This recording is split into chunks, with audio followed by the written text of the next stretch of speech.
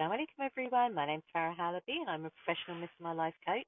And on this day in Ramadan, I'm reflecting upon how my day has gone, how we've entered this beautiful month, mashallah, and that the first 10 days or first 10 nights of Ramadan are dedicated and are attributed to Allah subhanahu wa ta'ala's infinite mercy. And whilst I'm reflecting upon mercy and how we've entered this beautiful month, I'm drawn, and this happens every Ramadan, but specifically today, I'm drawn to the immense mercy that Allah subhanahu wa ta'ala has bestowed upon us in, first of all, giving us this month and giving us the opportunity to attain his rewards and his blessings, and the way in which, as human beings, as creations, knowing us better than we know ourselves, how this month is a testament to the power of being able to do so much more with a lot less than we're used to. Doing so much more in terms of ibadah, in terms of our lives, living during this month, everything that we do. On top of that, all of the other parts of this month that we want to enjoin in and take part in, but with a lot less than we're used to, a lot less sleep, a lot less food, sometimes a lot less energy, a lot less time, a lot less stuff on our mind. And whilst I reflect upon how we do that, I'm again drawn to another mercy of Allah subhanahu wa ta'ala, that we don't have to do an awful amount. Like, we don't have to do much, but we get so much more in return. We do a little bit, and we get more in return. We go to him running, to Allah subhanahu wa ta'ala. We go to him walking, he comes to us running. We think of him in an assembly, he thinks of us in an assembly far greater. And that rate of return, if you like, on our investment, whether it's investing our du'as, our time, our energy, our headspace, to Allah subhanahu wa ta'ala, we're the ones that do the little or the little bit to get so much more in return. So whilst I'm reflecting upon Allah subhanahu wa ta'ala's mercy and the opportunities that we have during this month, for some, it can be quite overwhelming, thinking that we need to do more. It's not so much the quality, it's the quantity. We have to do a whole lot more, whether that be in ibadah, whether that be in work, whether that be in finding it difficult, doing more in our professions, in our work, in our homes, in our community, that the things that we do take up more of our time, of our efforts, of our energy, but we do them with a lot less than we're used to.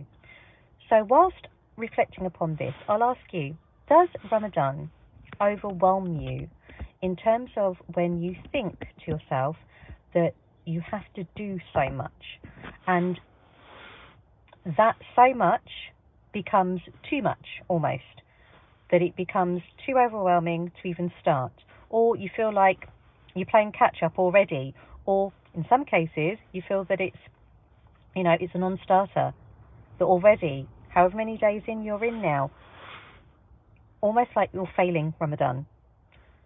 It's absolutely impossible to fail. When you come back to what you know to be true, when you come back to this beautiful month and the opportunities that are afforded to you, everything and anything that you do, if you are thinking about it in a way that pleases Allah subhanahu wa ta'ala, if you are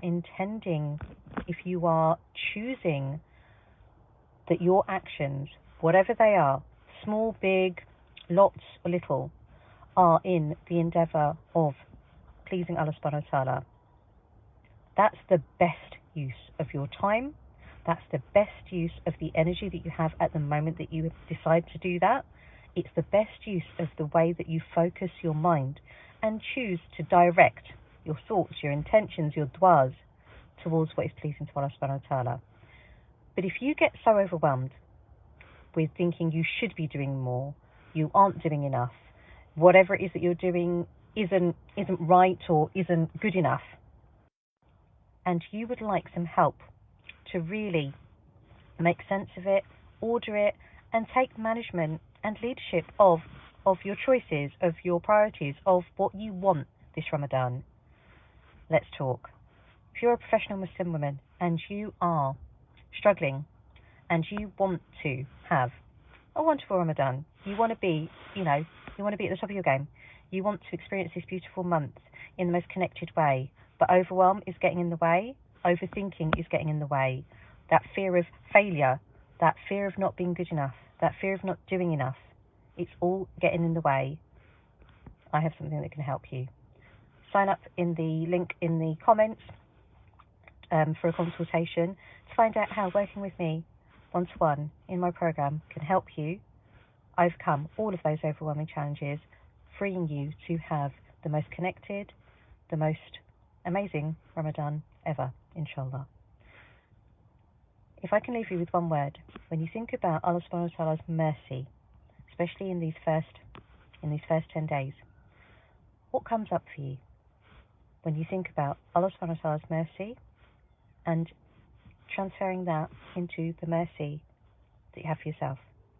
Because mercy for yourself is the antidote, is the balm, is the medication, if you like. It's the solution to that judgment, that self-critique that you're not doing enough, it's not good enough, you failed it already.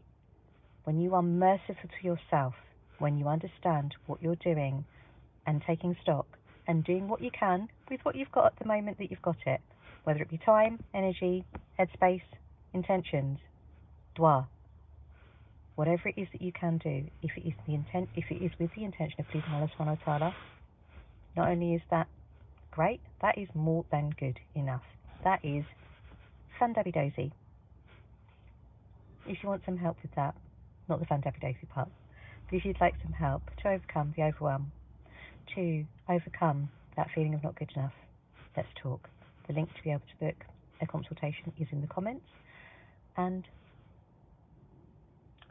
whilst I sit here pondering and reflecting upon the mercy, I will leave you. As always, I pray that you're safe, well, happy and healthy, and inshallah I'll pop on again tomorrow for another little convo. But for now, take care. Assalamu alaikum.